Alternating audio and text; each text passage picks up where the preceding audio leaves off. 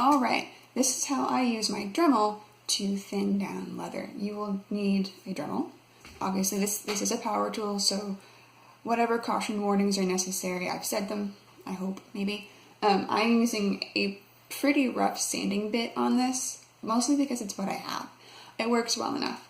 I suppose if you wanted to try and get this leather paper thin, you could try one of the lighter, the smaller, finer tips. I don't happen to have those on hand. I have not actually had a lot of luck getting the leather that thin with a Dremel. I usually end up getting it too uneven or going straight through. I am using my Dremel on the lowest power setting. Any faster and you risk losing track of how far through the leather you are and going straight through. You'll also probably want gum tea. It'll help clean up any fuzzies when we're done. And then I have my leather. This is a piece of 2 to 3 ounce tooling calf. It might be kind of hard to tell. This is probably actually great for a traditional scout model, but it is a little thick on a stablemate or even a curio-sized model. This piece, I've lost track of where my camera, there we go. This piece is closer to what I'm looking for, but even it is probably a little thicker than I would want. We'll see if the camera can capture this well, if I can remember where the camera is.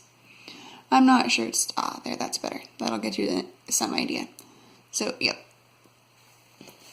And I usually have a piece of scrap leather laid down under my other leather. It is a little extra protection for my work surface, and it can vibrate a lot. My desk is pretty much a chunk of wood on top of some drawer units, and there's a lot of vibration. Having the extra piece of leather here is a little kinder to my hand. So, you put the leather flush side up, that's the fuzzy side, and you have your Dremel. There we go.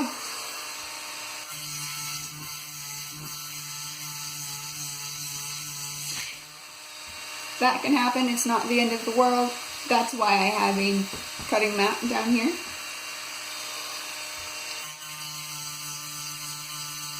Usually I would anchor this a little differently, but if I do that today, you won't be able to see what I'm doing. I use constant motion, constantly back and forth, so that you don't accidentally leave the bit somewhere too long and make a hole or go too thin. You can use a slightly rotating motion. That might help too. Just be really aware of the angle of your bit and how long you spend in any one area. Do watch your fingers while you're doing this. I am pretty experienced, pretty good at it, and I have not hurt myself before. That doesn't mean it won't happen ever. So another note, you can see all of this lovely leather dust here.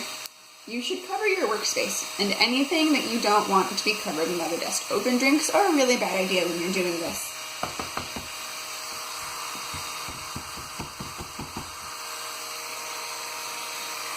Let's see if this helps.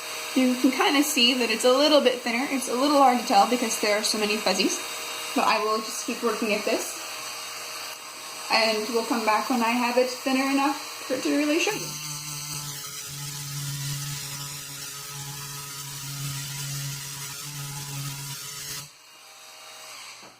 You can't see it, but I wore a black cardigan today, and I am immensely regretting that decision. Alright, that's good. I think you can probably tell now. You can see how much thinner this leather is. I have not gone through, and this is what I would probably choose to use for the flaps of an English saddle. This is too thin for a Western saddle now, I would like to note. You need to keep in mind what you are doing when you go to thin your leather. This is great for an English saddle, but if you tried to carve or tool this for a stablemate steel Western saddle, I probably wouldn't hold very well. It needs a little more squishiness in order for those shapes to really show up well. If I were to keep doing this to thin the whole piece, and I probably will when I turn the camera off, I would end up flipping and rotating the leather several times so that I would get the entire surface. When I do that, I usually try and go back and overlap them a little bit to try and make sure they're as smooth as possible. Once you think you're done, you can flip it over and kind of feel, and you'll be able to tell when there are weird ridges and edges that mean you haven't gotten it quite even. This is gum Tragacanth, I think. Frankly, I don't know how to pronounce it. I just know that it is super duper helpful. It adds a little body and smooths down fuzzies on leather. So I just dip a finger in, rub it on my leather. I'm gonna need more than what I got there. It has a weird sort of gel-like feeling. I don't love it. But what it does is help tame your fuzzy edges. It'll smooth this down and give it a little extra body, which is really nice when you're working with really thin things. If it soaks through, that's fine. It dries clear. It doesn't seem to affect the way my dyes take. I wouldn't worry about it.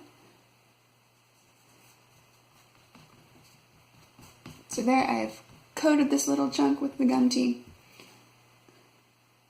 and have especially rubbed it along the edges to help get those nice and clean. You can kind of see the difference here. There's some fuzzy edges over here and my smoother edges right here. One of the things with working so small is that usually by the time it's thin enough for me to use, fuzzies aren't an issue anymore. I've usually thinned it down to the point where they just don't exist. So it's not a big deal. But if you are working in traditional scale, then this is definitely something you would like to have. And there you can see I just cleaned up this edge over here that was fuzzy 2 seconds ago. So it's super helpful stuff. It's not that expensive. I know Tandy has some